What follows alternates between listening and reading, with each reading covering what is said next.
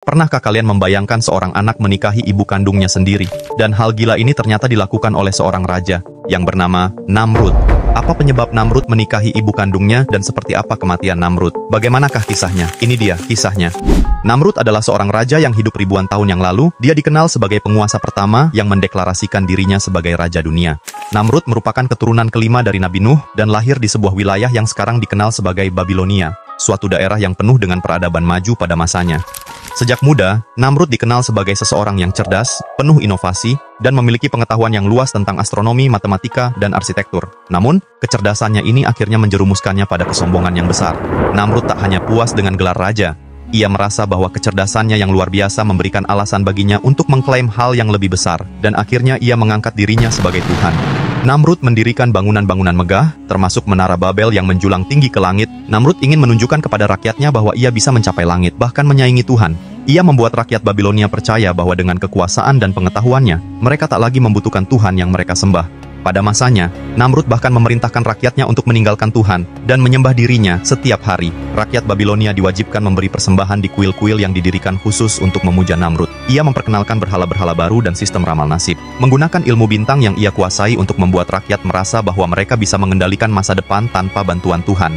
Namun, di tengah kekuasaan yang begitu besar, muncul seorang nabi yang diutus Allah untuk memperingatkan Namrud, yaitu Nabi Ibrahim. Nabi Ibrahim menantang kekuasaan Namrud dan menyatakan bahwa hanya Allah, Tuhan yang patut disembah. Dalam sebuah perdebatan yang terkenal, Namrud bertanya kepada Ibrahim tentang siapa Tuhannya. Ibrahim menjawab, "Tuhanku adalah Dia yang menghidupkan dan mematikan." Namrud dengan angkuhnya memanggil dua orang tahanan, yang satu dia bunuh dan yang lain dia bebaskan. Lalu berkata, "Lihat, aku juga bisa menghidupkan dan mematikan." Namun Nabi Ibrahim kemudian menjawab, "Tuhanku adalah Dia yang mendatangkan matahari dari timur. Jika kau memang Tuhan, cobalah datangkan matahari dari barat." Namrud terdiam. Ia tidak bisa menjawab tantangan itu, tetapi kebenciannya pada Nabi Ibrahim semakin besar. Rasa takut kehilangan kekuasaan membuat Namrud semakin paranoid. Ia semakin tak terkendali, memerintahkan hukuman-hukuman kejam kepada siapa saja yang menolak menyembahnya. Bahkan, di tengah rasa takut dan kesombongannya, Namrud menikahi ibunya sendiri, Semiramis, yang merupakan seorang wanita berpengaruh dan cerdas. Semiramis, sejak awal, sangat protektif terhadap Namrud. Ketika Namrud tumbuh dewasa dan banyak wanita cantik mendekatinya, Semiramis merasa cemburu dan tidak ingin anaknya dimiliki oleh wanita lain. Karena itulah, ia memilih untuk menikahi Namrud meskipun mereka terikat hubungan darah.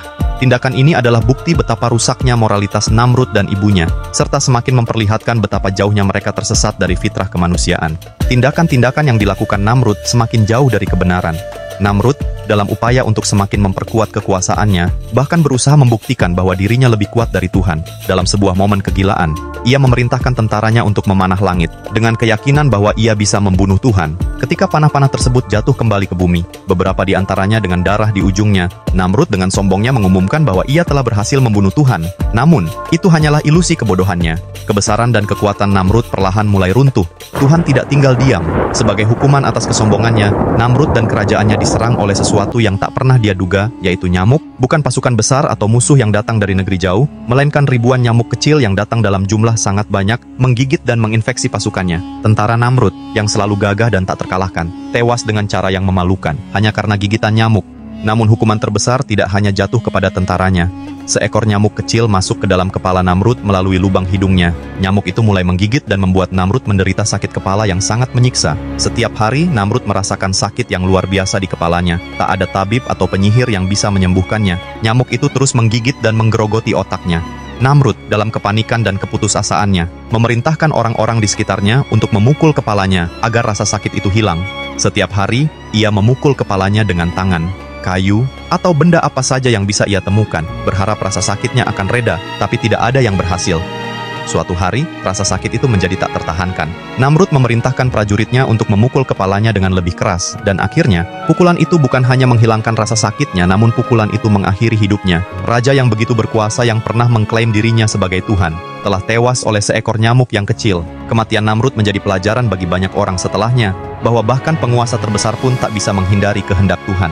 Kisah Namrud adalah pelajaran yang sangat kuat tentang kesombongan dan penyalahgunaan kekuasaan. Tidak peduli seberapa besar kekuasaan yang kita miliki di dunia ini, tidak ada yang bisa menandingi kuasa Tuhan. Kesombongan adalah awal dari kejatuhan, dan bahkan makhluk sekecil nyamuk bisa menghancurkan seorang penguasa yang paling kuat sekalipun. Sebagai manusia, kita harus selalu rendah hati, mengingat bahwa segala sesuatu yang kita miliki berasal dari Tuhan, dan hanya Dia yang memiliki kekuasaan sejati atas alam semesta. Itulah kisah Raja Namrud yang angkuh dan bagaimana akhirnya ia tewas dengan cara yang paling mengejutkan. Semoga kita dapat mengambil pelajaran dari kisah ini, bahwa kekuasaan dan kesombongan tanpa batas hanya akan membawa pada kehancuran.